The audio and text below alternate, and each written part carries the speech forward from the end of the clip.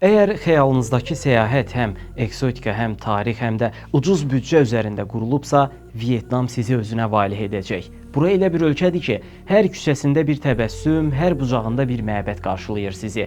Yaşıl dağlar, okean sahilləri və min illik məbədlərlə dolu bir diyar sanki zamanın içində donub qalıb, amma eyni zamanda burada kaş daha əvvəl gələydim dedizdirəcək qədər canlı bir həyat var. Hazırsınızsa, gəlin birlikdə bu maraqlı ölkənin qapılarını aralayaq.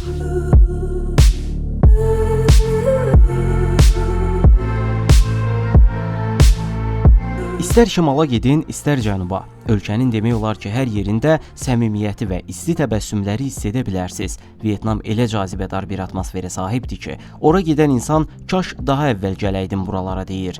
Bəs bu haqqında danışmaqla bitməyən ölkə harda yerləşir deyə düşünürsünüz? Ölkə şimalda Çinlə, cənub-qərbdə Kamboca ilə, şimal-qərbdə Laosla və cənub-şərqdə Malaziya ilə qonşudur. Yəni Asiya mərkəzli bir ölkədir. Xəritədə Vyetnama baxsaz onun S hərfinə bənzədiyini görə bilərsiniz. Ölkə 331 min kvadrat kilometr sahəsi ilə böyük sayılan bir coğrafiyaya sahibdir. Vyetnam dəniz sahilində yerləşən ölkə olduğundan demək olar ki, bütün şəhərləri dənizdən gələn hava axınına açıqdır. Yəni ölkənin hər tərəfi yaşıl dağlarla örtülü olduğu halda digər tərəfi Cənubi Çin dənizi ilə əhatələnib. Ölkənin 40% yaşıl və toxunulmamış ərazilərdən ibarətdir. Adam başına düşən aylıq gəlir isə 150-200 dollar arasında dəyişir.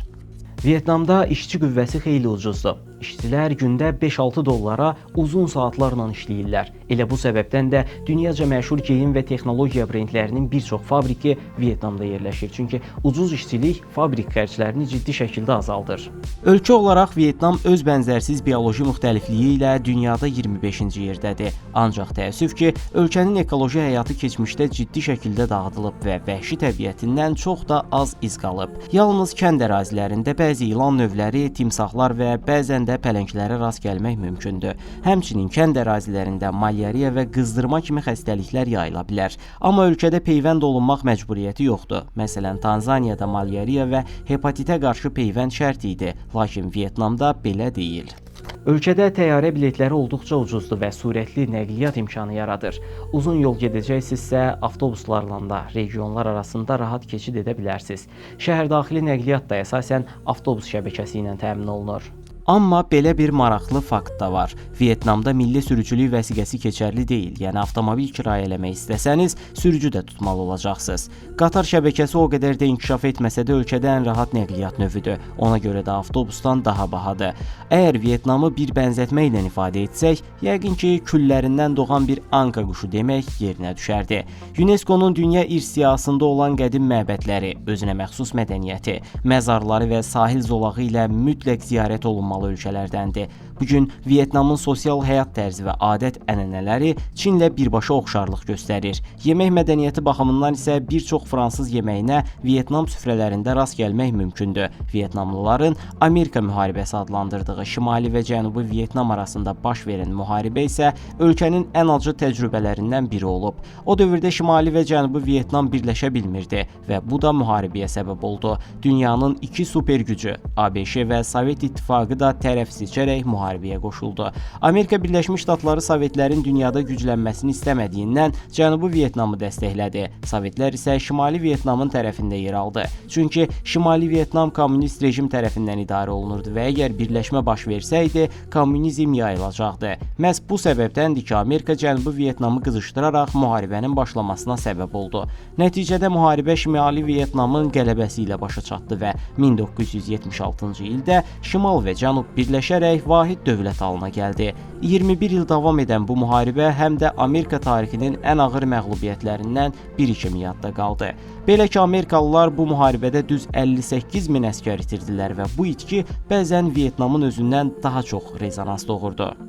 Bugün Vyetnam Sosialist Respublikası olaraq idarə olunur. Ölkədə bir partiyalı sistem mövcuddur və kommunizm hakimdir. Ölkə ümumilikdə 5 bölgəyə və 58 vilayətə bölünür. Paytaxtı isə Hanoy şəhəridir. Bu ölkəyə səfərlər üçün ən əlverişli zaman oktyabrdan sonradır. Xüsusilə may-sentyabr ayları arasında getməyiniz məsləhət görülür. Çünki ölkədə tropik iqlim hökm sürür. Bildiyiniz kimi Asiya coğrafiyasında güclü yağışlar tez-tez müşahidə olunur. Yaz aylarında Vyetnamda çox bürkü olur, həm də musson yağışları yağır. Bu isə səfər zamanı keçirəcəyiniz vaxtın keyfiyyətini aşağı salır. Bundan başqa yayda temperatur 40 dərəcəyə çata bilir. Ona görə də mütləq yanınızda günəşdən qoruyucu vasitə olmalıdır. Orada olduğunuz müddətdə gündəlik orta xərcləriniz 40-50 dollar civarında olacaq. Təbii ki, gündə 20 dollara da gəzə bilərsiniz, amma bu halda bir çox şeydən keçməlisiniz. Keyfiyyətli bir səyahət üçün gündəlik 50 dollar büdcə ayırmaq lazımdır. Məsələn, ölkədə Vyetnam donqu istifadə olunur və 1 Amerika dolları təxminən 24.000 donq dəyərindədir. Nəqliyyatda taksidən istifadə etsəz, Grab adlı mobil tətbiqlə münasib qiymətə taksi sifariş edə bilərsiniz. Bu taksilərin orta yol haqqı 2-3 dollar arasında dəyişir. Yeməyə gəldikdə, əgər Asiya yeməkləri ilə aranız yoxdursa, çox güman ki, hazır nudul makaronlarına üstünlük verəcəksiniz. Bunların da mağaza qiyməti təxminən 1 dollardır. Restorana getməsəz, bir yeməyi 1-2 dollara başa vura bilərsiniz. Vyetnamda bir çox tarixi abidələr və məbədlər də var, amma təəssüf ki, bura girişlər ödənişsiz deyil. Demək olar ki, hər xüsusi yerə daxil olmaq üçün ən az 1 dollar ödəməlisiniz. Orta səviyyəli otellərdə isə adam başı 6-7 dollardan başlayır. Müntəzəm işdə çalışan bir Vyetnamlının aylıq gəliri 200 dollardan aşağı olduğu üçün dollarla gəlir əldə edən turistlər üçün Vyetnam kifayət qədər ucuz ölkə sayılır. Vyetnamda sadəcə mədəni səfərlərlə kifayətlənmək istəmirsinizsə, masaj da etdirə bilərsiniz. Əvvəlki videolarımda Tayland və İndoneziyada masaj sektorunun necə məşhur olduğunu və turistləri necə cəlb etdiyini danışmışdım. Vyetnamda da oxşar xidmətlər mövcuddur və istədiyiniz təqdirdə yerli qadınlardan masaj xidməti ala bilərsiniz. Vyetnam küçələrinin demək olar ki, hər yerində masaj salonları var. Bu masajların orta qiyməti təxminən 150.000 donqdur, yəni 6-7 dollardan başlayır deyə bilərik. Mədəni baxımdan Vyetnam Konfutsi təlimlərinə əsaslanan sistem formalaşdırıb. Yəni, bir zamanların müdrik adamı Konfutsinin həyat fəlsəfəsi Vyetnamlılar tərəfindən ictimai qayda olaraq mənimsənilib. Bu təlimlərin təfərrüatlarına gəlsək, məsələn, Vyetnamlıların sosial həyatı ailə faktoru arasında cərəyan edir. İnsan üçün ən önəmli dəyər ailədir. Həyatlarını şəxsi düşüncələrinə görə deyil, ailənin ortaq qərarlarına görə formalaşdırırlar. Eyni zamanda universiteti bitirdikdən sonra və ya evləndikdən sonra evlərini ayırsalar belə ailə həyatından uzaqlaşmırlar. Hətta 3 nəslin eyni evdə yaşaması Vyetnam üçün qeyri-adi sayılmır. Bu səbəbdən ailəyə qarşı güclü bir bağlılıq var. Ölkədə məbədlər hər gün adamla dolub daşır. Bu qədər dini inancların dərin olduğu bir ölkədə inanclı olmayanların nisbətinin 30%-ə yaxın olması isə kifayət qədər maraqlı faktlı. Yerli inanclar nədir deyə soruşsaz, Buddizm və Konfutsiçilik başqa adı ilə Taoizmdir. Vyetnamda hara getsəniz bir məbəd görəcəyinizə əmin ola bilərsiniz. Lakin bu məbədlərin buddist yoxsa taoist məbəd olduğunu fərqləndirmək çox çətindir. Ölkədə qara rəng isə ümumiyyətlə bədbinliyin rəmzi sayılır. Məsələn, Vyetnamlı birinə hədiyyə verirsinizsə, hədiyyənin qutusunu qara rəngdə olmamasına diqqət yetirməlisiniz. Bundan əlavə, yaşlı nəslin əksəriyyəti Vyetnam dilindən başqa heç bir dil bilmir, amma gənc və orta yaşlılar ölkədə fransız mədəniyyətinin təsirinin güclü olması səbəbilə fransız və ingilis dillərini kifayət qədər yaxşı səviyyədə danışırlar. Hətta soyuq müharibə dövründə Sovet bloku ilə əlaqəli bölgələrdə rus dilində danışanlara da rast gəlmək mümkündür. Ölkə ilə bağlı başqa bir etik qayda isə budur. Asiyalı qadınların Asiyalı olmayan kişilərlə gəzintiyə çıxması Vyetnamlı kişilər tərəfindən xoş qarşılanmır. Xüsusilə gecə klublarında belə vəziyyət baş verərsə, alkoqolun təsiri ilə Vyetnamlı kişilər aqressivləşə və xoşagəlməz hadisələr yaşana bilər. Gecə klublarının yerləşdiyi küçələrdə isə cibgirlik çox geniş yayılıb. Ona görə də Vyetnamda gecə vaxtı əylənmək istəsəz, üzərinizdə çox pul gəzdirməyin və pulqabınızı arxa yox, yan cibinizdə saxlayın. Çantanızı isə həmişə önünüzdə gəzdirməyiniz məsləhətdir. Bu şəkildə oğurluq riskini minimuma endirə bilərsiniz.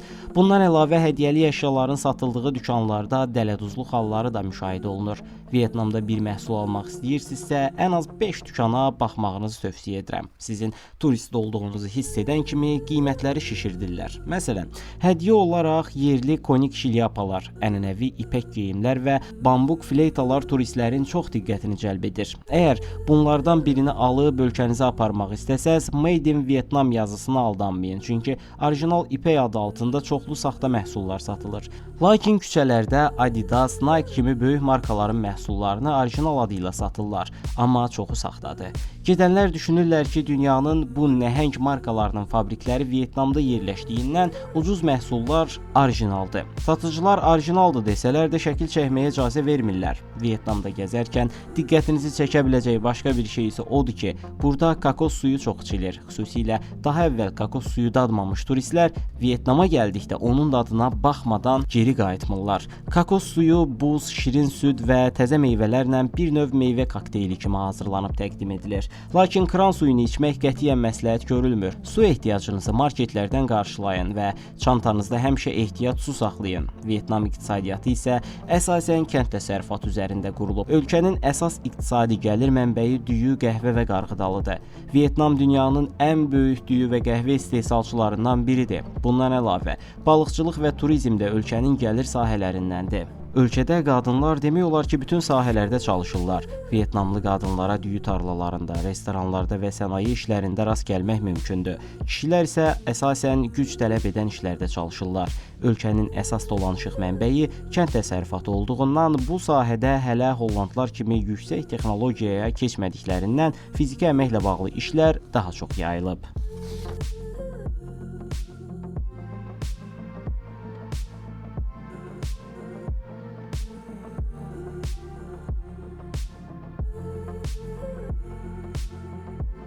Belə, video haqqında fikirlərinizi və məndən hansı ölkələrdən danışmağımı istədiyinizi şərh bölməsində paylaşmağı unutmayın. Dünyanı birlikdə kəşf edəcəyik. Bu səbəbdən yeni videolarımı qaçırmamaq üçün kanalıma abunə olun. Növbəti videoda görüşənədək. Sağ olun.